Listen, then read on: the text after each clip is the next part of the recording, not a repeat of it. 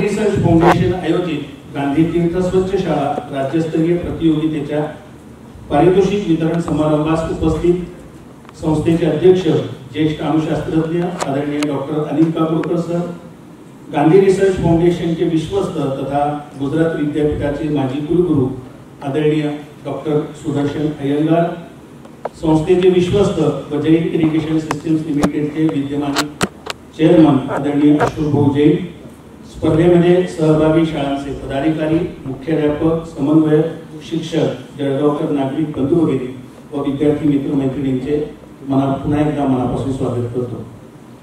आज आपल्या कार्यक्रमाचे अध्यक्ष आदरणीय डॉक्टर अनिल काकोडकर सरांचं स्वागत करण्याची विनंती मी माननीय अशोक भाऊंना विनंती करतो की त्यांनी डॉक्टर अनिल काकोडकर सरांचं या ठिकाणी स्वागत करावं। शाळांचे पदाधिकारी, मुख्याध्यापक, समन्वयक, शिक्षक, विद्यार्थी, पत्रकार बंधू भगिनी आणि गमय तमसो मा ज्योतिर्गमय मृत्योर्मा अमृतम गमय। गुरुपौर्णिमेच्या पूर्वसंध्येला आपल्या सर्वांच्या उपस्थितीत हा पारितोषिक वितरण समारंभ होतोय, ही एक अतिशय आनंदाची गोष्ट आहे। आपल्या सर्वांना गुरुपौर्णिमेच्या या निमित्ताने मनापासून शुभेच्छा। असत्याकडून सत्याकडे, अंधकारापासून प्रकाशाकडे आणि भौतिक ते करून ईश्वरतेकडे जाणारा हा प्रवास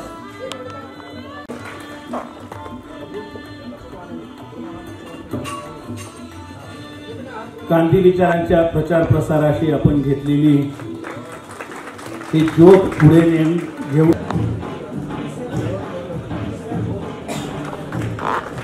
गांधी रिसर्च फाउंडेशन आयोजित गांधी तीर्थ स्वच्छ शाळा राज्यस्तरीय प्रतियोगितेमध्ये आम्ही गेली मला वाटतं 7-8 वर्षापासून तुमच्या सोबत आहोत। परीक्षा देत होतो आतापर्यंत आणि यावर्षी स्पर्धा आयोजित केली आणि स्पर्धेमध्ये आम्हाला उतरावंसं वाटलं आणि उतरल्यानंतर जे परिपत्रक हातात पडलेली या मुद्द्यांवरती काम करायचं आहे। तालुका कोपरगाव जिल्हा मुलेवाडीच्या शाळेनंतर वारीची शाळा पुढची शाळा आहे सिंधुदुर्ग जिल्हा तालुका देवगड पडेल येथे श्रीराम माध्यमिक विद्यालय जिल्हा सिंधुदुर्ग।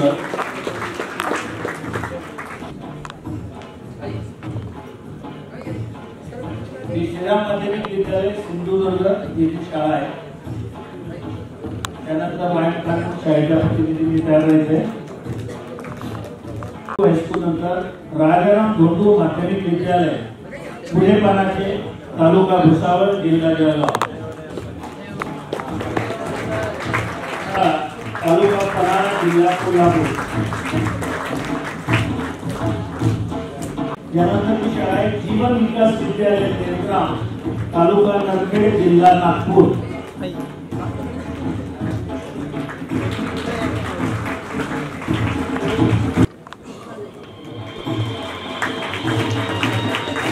ग्रामीण भागातील शाळा पण अतिशय उत्साही असलेला शिक्षक वर्ग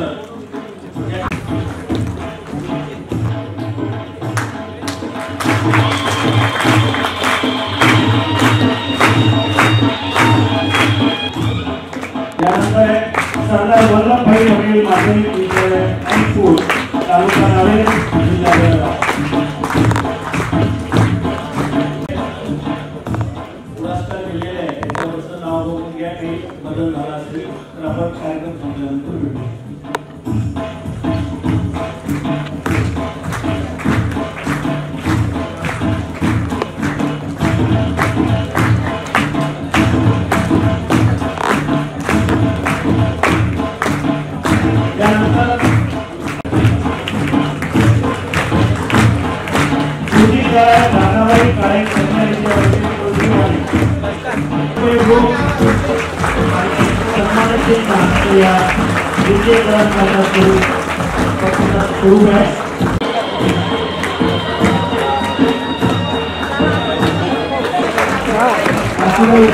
तालुका स्तरावरचं द्वितीय क्रमांकाचं पारितोषिक जात आहे।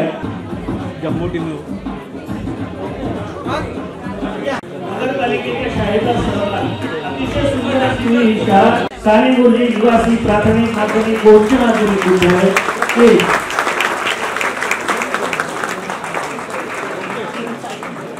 त्यानंतर आपण जिल्हा स्तरावरती जाणार आहोत आणि जिल्हा स्तराचं तृतीय क्रमांकाचं पारितोषिक मिळतंय दयानंद आर्य कन्या विद्यालय अँड ज्युनियर कॉलेज नागपूर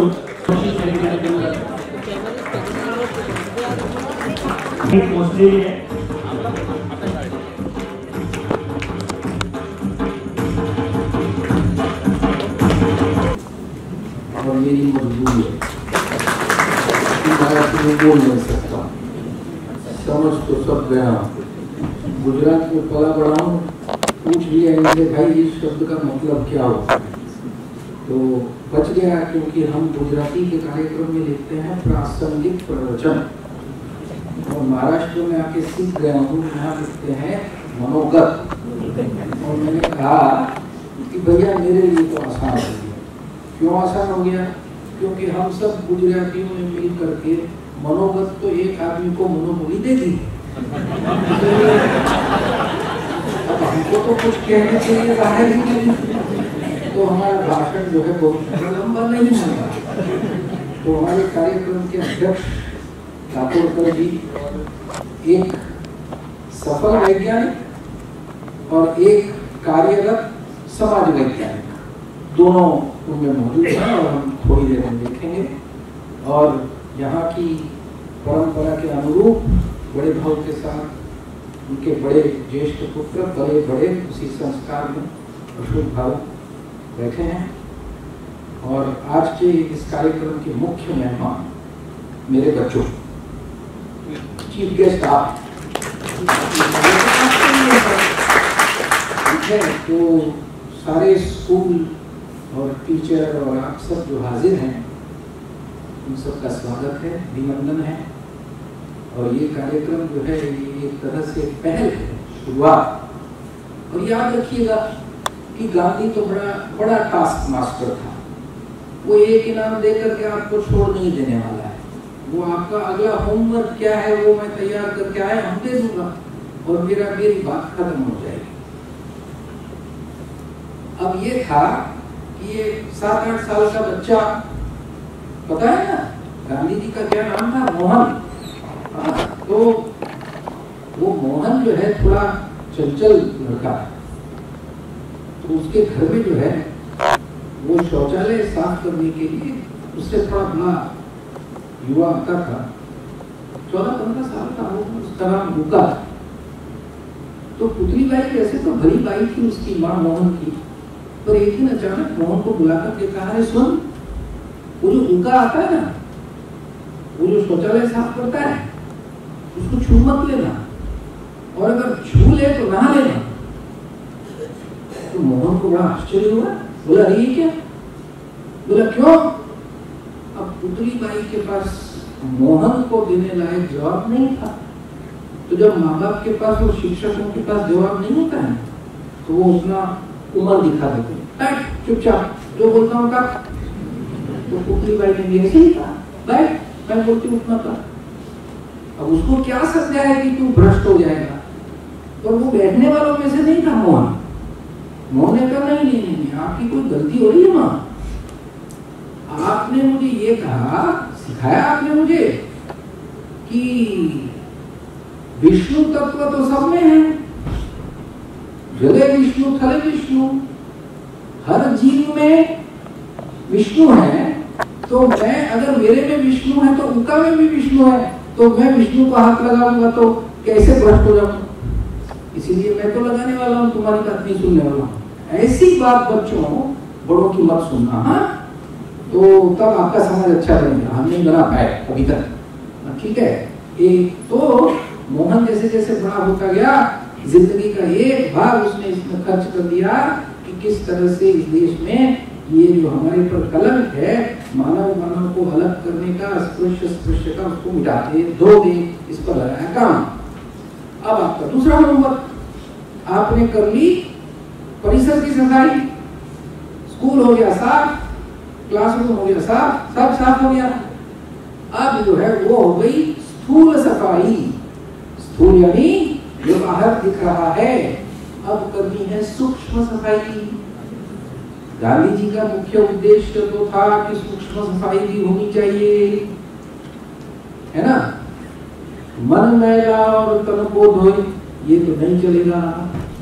तो शाला ही ऐसी जगह है जहां पर बच्चे गाते हैं, तोरा मन दर्पण कहलाए।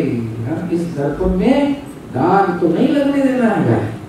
तो ये सूक्ष्म सफाई जो करनी है वो आपका अगला होमवर्क है। और दूसरी बार जब हम इंस्पेक्शन के लिए आएंगे तो सूक्ष्म सफाई कैसी है वो देख करके दूसरी इनामी प्रतियोगिता रखने वाले हैं। तो सावधान, एक परीक्षा में आप सब बहुत अच्छे मार्क्स से पास हो गए, पर अब तकलीफ ये है कि जमाना ऐसा हो गया है कि भाई हमारे जमाने में तो पिताजी पूछते थे क्या रिजल्ट आया, अब बोलते थे पास हो गए, तो पिताजी खुश हो जाते थे, अच्छा अच्छी पढ़ाई कर। आज अगर 90% आया ऐसा बोला तो डरना पड़ता है कि 99 क्यों नहीं आया। बेचारे बच्चे परेशान हैं, पर छोड़ दो, परेशान मत हो।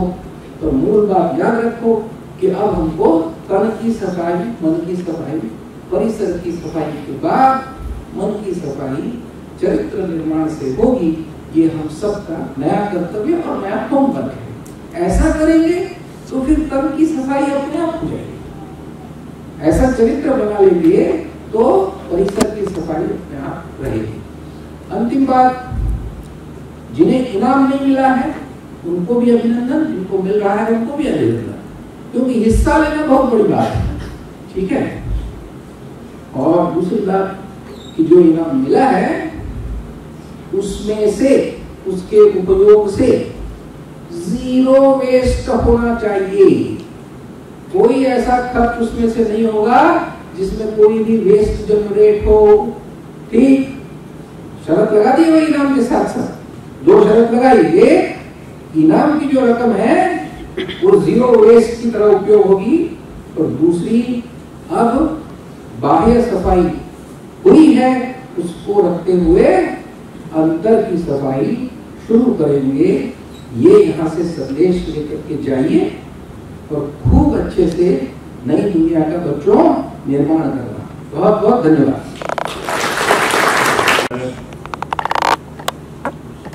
सुदर्शन जी आणि आजच्या या स्वच्छ शाळा प्रतियोगितेच्या पारितोषिक वितरण समारंभासाठी उपस्थित शाळेचे सगळे पदाधिकारी, शिक्षक आणि ज्यांचं मुख्य आकर्षण असे आपले सगळे विद्यार्थी, आपण या 21व्या शतकात विज्ञान व तंत्रज्ञानाच्या क्षेत्रात प्रचंड क्रांती घडून येत आहे। विज्ञानाने माहिती व तंत्रज्ञान क्षेत्रात नेतृत्व प्रगत केलेली दिसून येते। भौतिक साधन संपत्तीचे जमवाजमव करण्यात माणूस आपले जीवन खर्च घालत असतो। जोपर्यंत मानवाला गांधीजींचे विचार, कार्य आणि तंत्रज्ञान कळणार नाही तोपर्यंत खऱ्या अर्थाने मानवी जीवनात आनंद निर्माण होऊ शकत नाही। यासाठी गांधीजींचे विचार व कार्य समजून घेणे आवश्यक आहे। समाजाची ही गरज आणि येणाऱ्या पिढ्यांसाठी सुद्धा काय वाढून ठेवलेलं आहे आपण ते बघता आमच्या वडिलांनी, गौरराजींनी या फाउंडेशनची निर्मिती केली आणि गेले 12 वर्ष झाले आपण या गांधीजींच्या माध्यमातून लाखो विद्यार्थ्यांपर्यंत तसेच समाजातील सगळ्या स्तरातील, सगळ्या समाजातील, धर्मातील लोकांपर्यंत गांधीजींचे विचार पोहोचवण्याचा प्रयत्न केला आहे। आणि त्या माध्यमातून अहिंसा हा मध्यबिंदू ठेवून आपण कसे पुढे जाऊ शकू आणि जग कसं पुढे जाईल याचा प्रयत्न आपण केलेला आहे। आज आपण सगळ्यांनी इथे येऊन ते सगळं बघितलंय आणि याच्यातनं आपणही पुढे या सगळ्या गांधीजींच्या संदेशांना घेऊन पुढे आपल्या जीवनात अंमलात आणा आणि आपल्या सोबत आपल्या आजूबाजूला त्या विचारांचा जरूर प्रचार आणि प्रसार करा अशी मी आपल्याला सगळ्यांना विनंती करतो. आज आम्ही त्यांनी दिलेल्या मार्गावर चालत आहोत व नवनवीन पायंडे निर्माण करीत आहोत. येथील म्युझियम, ग्रंथालय, खादी विभाग, पदव्युत्तर डिप्लोमा, गांधी विचार, संस्कार परीक्षा या आयामासोबत मागील वर्षापासून स्वच्छता विषयाचे महत्त्व लक्षात घेऊन गांधी तीर्थ स्वच्छ शाळा राज्यस्तरीय प्रतियोगिता आयोजित करण्याचे ठरविले. विद्यार्थ्यांच्या घडणाऱ्या वयात स्वच्छता मूल्याची रुजवात केल्यास त्याचे मूलगामी व दीर्घकाळासाठीचा परिणाम साधता येईल. त्याच्या माध्यमातून समाज जागृतीचे कार्य प्रभावीपणे करता येईल असा विश्वास होता आणि त्या विश्वासाला आपण सगळ्यांनी सहभाग घेऊन सार्थ करवला असं मला वाटतं. यासोबत मी गांधी तीर्थच्या सगळ्या व्यवस्थापनातील सगळ्या लोकांना अजून एक सूचना करेल की स्वच्छता या विषयाबरोबर त्यांनी वाहतूक नियम ह्या विषयाला सुद्धा बालपणापासून शाळांमध्ये कसं ते रुजवता येईल, जेणेकरून भविष्यात पुढे जेव्हा ते मोठे होतात आणि मोठे झाल्यानंतर जसं आपण परदेशात गेलो की तिथे प्रत्येक गोष्ट अशी नियमाने चालते, कारण त्याचे धडे त्यांना बालपणापासून दिलेले असतात. त्याच्यात स्वच्छता हा एक विषय त्यांचा मोठा असतो. पर्यावरणाला सांभाळणं किंवा पर्यावरणाचं समतोल करणं हाही विषय त्या सगळ्या देशांमध्ये असतो. त्यासोबत वाहतूक नियम हा विषय आहे. हा आम्ही राज्य सरकारच्या माध्यमात त्यांच्या मार्फत त्यांनाही पोहोचवला आहे की शाळेच्या अभ्यासक्रमात तो 5वी पासून आला पाहिजे. सरकार जेव्हा करेल तेव्हा करेल, पण आपण आपल्या माध्यमातून जे काही शिकवणं शक्य असेल त्याबद्दल शिकवलं तर जे आज आपण वाचतो ॲक्सिडेंट्स आहेत, चुकीच्या पद्धतीने सगळं ज्या पद्धतीने सगळं वाहतूक असते, तो एक मोठा विषय आहे. तो गांधी तीर्थाच्या मार्फत कसा सगळ्या शाळांमध्ये पोहोचवता येईल याचा विचार तुम्ही जरूर करावा. राज्यातील 163 शाळांनी सहभाग घेऊन केलेले काम इतरांसाठी प्रेरणादायी आहे. विद्यार्थ्यांमधील संवेदनशीलता अनुभवास आली तेव्हा गिरीश कुलकर्णींनी मला सगळे निवडक रिपोर्ट दाखवले. आपल्या शाळांनी ज्या ज्या पद्धतीने सगळं बनवलेलं होतं आणि त्याच्या शिक्षकांसोबत कुठच्या शाळांमध्ये विद्यार्थ्यांचाही सहभाग ते सगळं काम करताना आणि रिपोर्ट बनवताना होतं. कागदावर तर सगळं येतं, पण जेव्हा ते मी सगळे बघितले, वाचले आणि त्याचे फोटोग्राफ्सही बघितल्यावर एक आनंद झाला. एक चांगलं वाटलं की आपण सगळ्यांनी खूप मेहनतीने आपल्या शाळेला आणि आपल्या शाळेच्या परिसराला विद्यार्थ्यांना सोबत घेऊन ते कार्य पुढे नेलंय, जेणेकरून प्रत्येकाच्या मनात ती भावना निर्माण झाली की आपण आपला परिसर, आपण स्वतः आणि आपला परिसर स्वच्छ ठेवला पाहिजे. म्हणून मी सर्व शाळांच्या मॅनेजमेंटचे, त्यांच्या सगळ्या शिक्षकवृंदांचे आणि विद्यार्थ्यांचे अभिनंदन करतो. नमस्कार.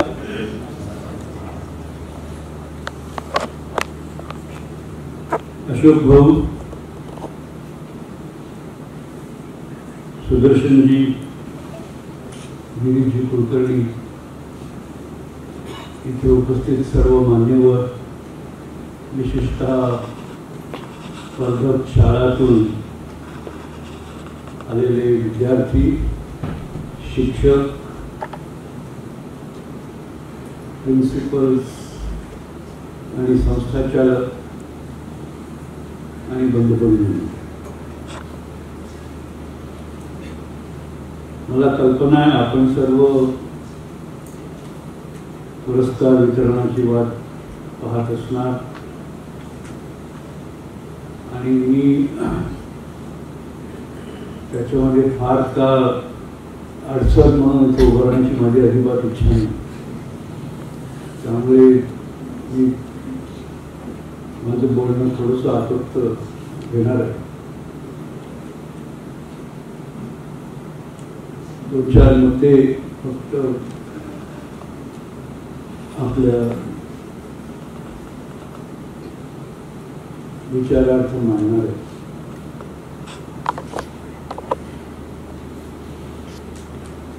अशोक भाऊंनी मला सांगितलं की आपण हा जो स्वच्छ शाळा प्रतियोगिता कार्यक्रम राबवतोय त्याच्याबरोबर वाहतूक नियंत्रण हा विषय पण आपण घेतला पाहिजे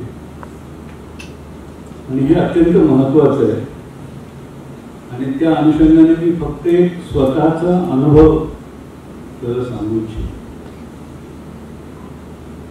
तो अनुभव म्हणजे असा की एकदा मी जपानला एका प्रयोगशाळेला भेट देण्यासाठी म्हणून गेलो होतो आणि ती प्रयोगशाळा रेल्वे स्टेशन पासून जवळपास 20-25 मैल लांब अशी होती आणि जो मधला रस्ता होता तो असा शेतात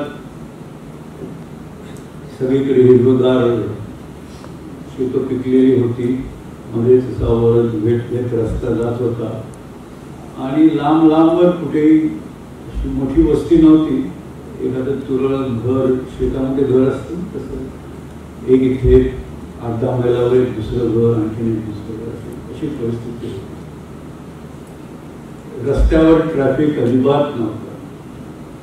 तिथे मैलोपर्यंत फक्त ज्या गाडीतनं आम्ही प्रवास करत होतो तीच गाडी आणि काही नव्हतं.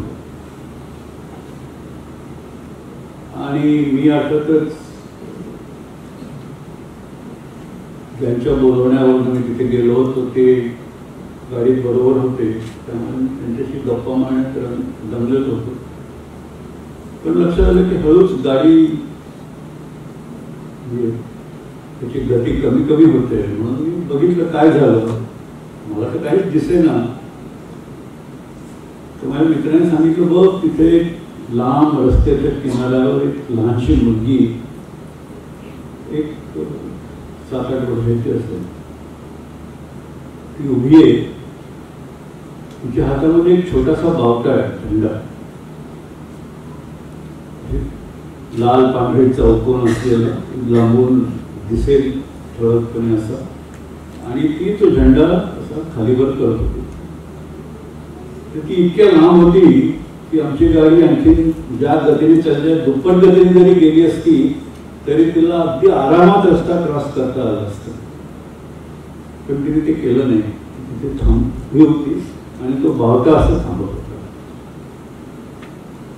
आमची गाडी पण तिची गती हळूहळू कमी झाली आणि बरोबर ती मुलगी जिथे थांबली होती तिच्या 5-1 फूट आधी कार थांबली. कार थांबल्यानंतर ते गाडीचे चालक म्हणजे माझे होस्ट त्यांनी जपानी लोक एकमेकाचं अभिवादन करतात असं वापरून करतात आणि एकदा नव्हे 2दा-3दा असं वापरून करतात. त्यांनी कारमध्ये बसल्या बसल्याच वापरून तिला अभिवादन केलं. थोडीशी मुलगी परत ती मुलगी सुद्धा गाडी थांबली तर पटकन पळून जाते वगैरे असं काही नाही. तिने पण त्यांना पळत असत तिला वापरून अभिवादन केलं. मग ती हळूहळू तिने रस्ता क्रॉस केला. मग रस्त्याच्या त्या बाजूला गेल्यानंतर परत ती वळली आणि कारकडे बघत परत तिला अभिवादन केलं. मग आमचे घोष चालक त्यांनी पण परत अभिवादन केलं. मग ती मुलगी आपल्या वाटेने गेली. आमची कार आता तुम्ही म्हणाल त्यात वाहतुकीचा संबंध कुठे आला. मोठ्या शहरात भरपूर ट्रॅफिक असतं. रस्ता क्रॉस करताना डिसिप्लिन होतो. उजवीकडे बघा डावीकडे बघा वगैरे किंवा कार्सना गाईड करण्यासाठी म्हणून सिग्नलची व्यवस्था असते. मग तिथे पोलीस त्यांच्याबरोबर शाळेचे विद्यार्थी खूप काम करतात. पण इथे वाहतुकीचा काय वाहतूकच नव्हती. प्रश्न असा आहे की हा प्रश्न वळणाचा पण ज्याला म्हणतो ना जडणघडण विद्यार्थी त्याचा हा प्रश्न. त्या मुलीला तिथल्या शाळांमधून त्यांच्या घरांमधून आई वडिलांकडनं इतकं चांगलं वळण मिळालेलं होतं आणि त्यामुळे तिने ते अगदी सहजपणे, त्याला तो कोणी सांगितलं नाही की तू हे कर ते कर, अगदी सहजपणे ते सगळं केलं.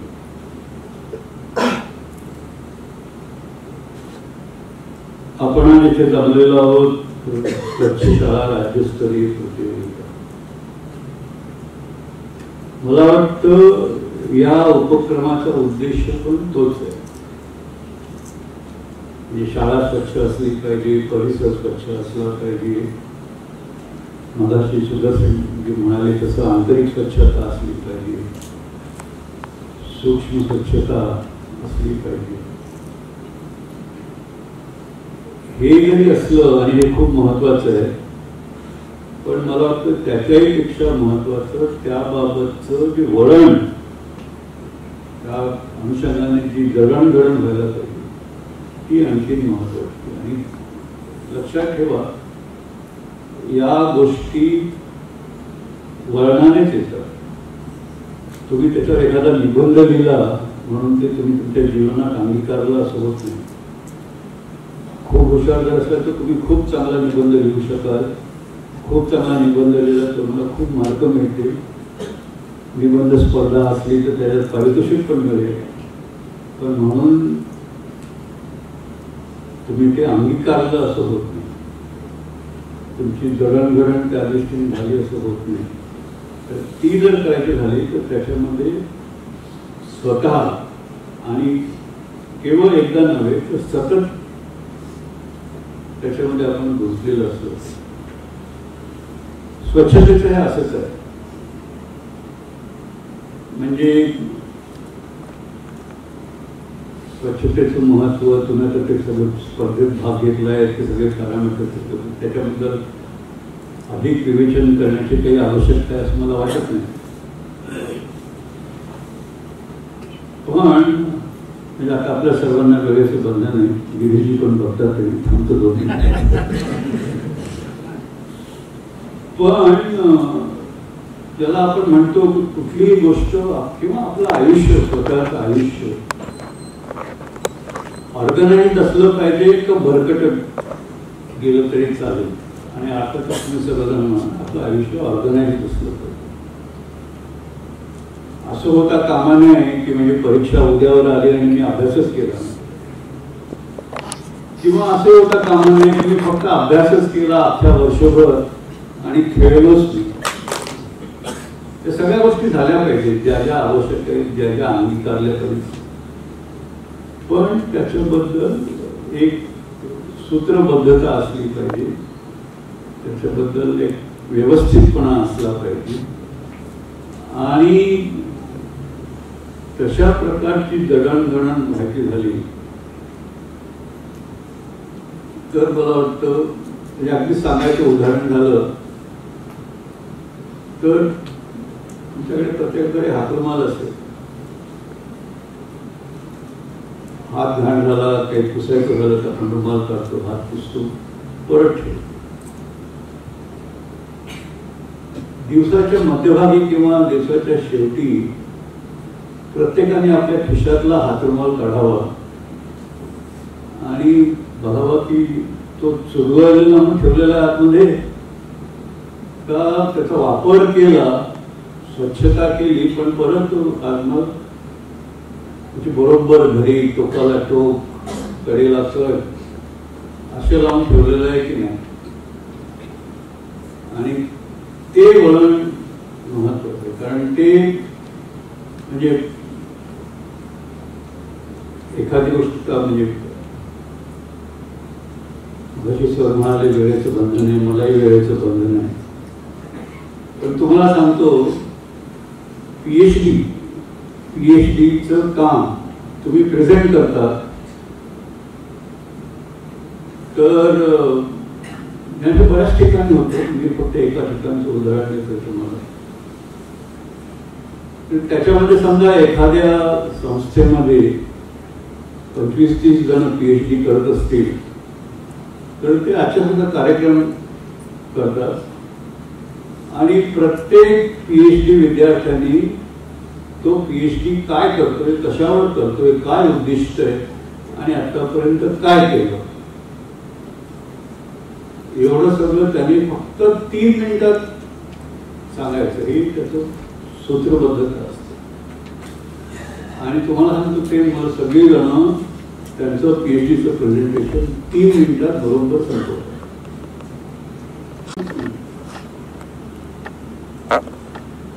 तेव्हा निसर्गामध्ये घाण होत नव्हती. तेव्हा पण इतर प्राणी होते, तेव्हा पण वनस्पती झाडं पडायची, तेव्हा पण वनस्पती पोचत होती, तेव्हा पण काही गोष्टी पाण्यात वाहत होत्या, काही गोष्टी मातीत मिसळत होत्या. हे सगळं चालू होतं, पण घाण नव्हती.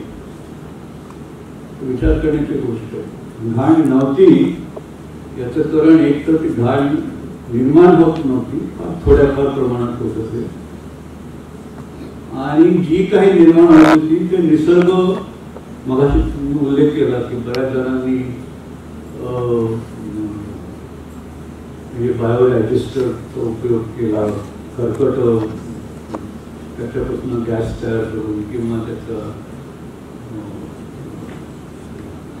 खत तयार करून त्याची विल्हेवाट लावली आणि त्याचा उपयोग केला, पाणीचा किंवा टाकाऊ वस्तूचा उपयोग केला.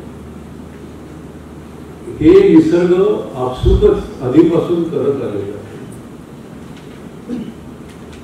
आणि हा प्रॉब्लेम आहे तो मानवाने निर्माण केला आहे. तर आपण आपल्याला असं वळण लावलं पाहिजे की व्यवस्थितपणे काम करण्याची सवय लागली पाहिजे, ज्यायोगे घाण निर्माण होणार नाही किंवा शक्यतो कमी निर्माण होईल, आणि जी काही निर्माण होईल त्याचं म्हणजे ती वस्तू टाकाऊ न शकता त्याच्यापासून सुद्धा काहीतरी चांगलं, काहीतरी अधिक किमती, व्हॅल्युएबल असं आपण निर्माण करू शकतो. असं झालं त्या प्रश्न सुटेल.